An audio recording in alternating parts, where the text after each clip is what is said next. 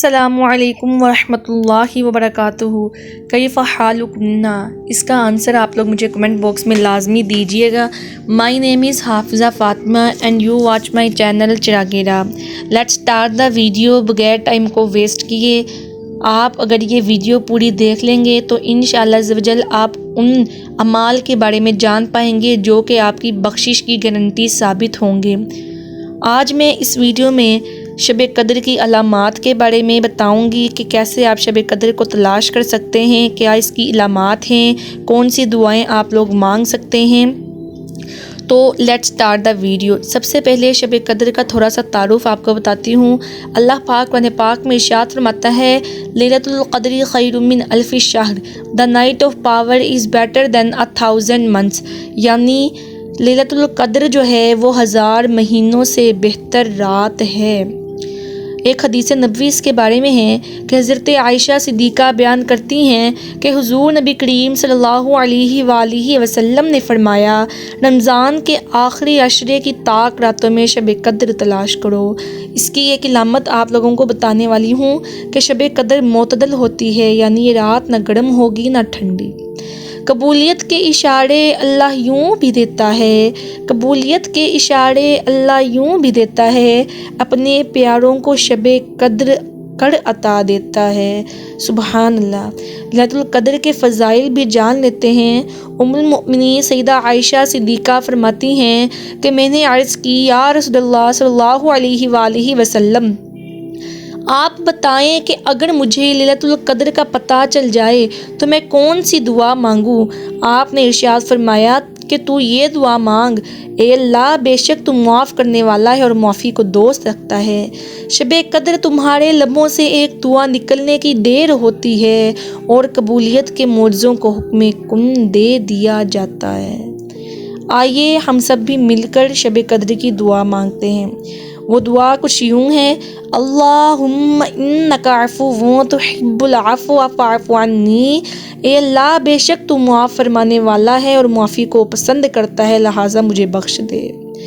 طاق راتوں کی دعائیں جب نصیب کے روبرو آ کر کھڑی ہوتی ہیں تب کچھ بھی ناممکن نہیں رہتا، تب 400 کن کی صدائیں گونج اٹھتی ہیں۔ سبحان اللہ عز و جل۔ آئیے مل کر ایک دعا مانگتے ہیں۔ بے شک یہ انگلش میں ہے لیکن آپ لوگ کمنٹ باکس میں بھی آمین لکھ دیجیے گا۔ When Allah is accepting duas in Laylatul Qadr, may yours be one of them. When He is forgiving people, may you be one of them. When He is showering His mercy down, may they land on you. And when you meet your friends and relatives in Jannah, may I be one of them. آمین آمین ثم آمین اللہم آمین۔ طاق راتوں کی دعائیں اللہ سے کن کہلوا لیتی ہیں، طاق راتوں کی دعائیں اللہ سے کن کہلوا لیتی ہیں اور پھر دیکھتے ہی دیکھتے معجزے ہو جاتے ہیں، شفا بن جاتے ہیں وہ آنسو جو طاق رات میں بہائے جاتے ہیں۔ کن کہتا ہے اللہ اور ایک پل میں مقدر بدل جاتے ہیں۔ آمین۔ اللہ ہم سب کے مقدر بدل دے۔ آئیے اب اس کی کچھ عبادات کا بھی ذکر کرتے ہیں۔ شب قدر کے نوافل، جو شب قدر میں اخلاص نیت سے نوافل پڑھے گا اس کے اگلے پچھلے گناہ معاف کر دیے جائیں گے۔ قدر کی خصوصی عبادت ماہ رمضان کی 25ویں تاریخ کی شب کو، یعنی کہ آج رات 4 رکعت نماز 2 سلام سے پڑھنے ہیں۔ بعد سورہ فاتحہ الحمد شریف کے بعد سورہ قدر ایک بار، یعنی کہ انا انزلناہ فی لیلۃ القدر ایک بار، سورہ اخلاص قل ھو اللہ احد 5 بار ہر رکعت میں پڑھنی ہے۔ بعد سلام کے کلمہ طیب 100 دفعہ پڑھنا ہے۔ کلمہ طیب لا الہ الا اللہ محمد رسول اللہ صلی اللہ علیہ وسلم۔ دربارگاہ رب العزت سے انشاءاللہ عز و جل بے شمار عبادت کا ثواب حاصل ہوگا۔ اس کے علاوہ اور نفل ہیں۔ 25ویں شب کو 4 رکعت نماز 2 سلام سے پڑھنے ہیں۔ ہر رکعت میں سورہ فاتحہ کے بعد سورہ قدر 3 مرتبہ، سورہ اخلاص 3 مرتبہ پڑھنی ہے۔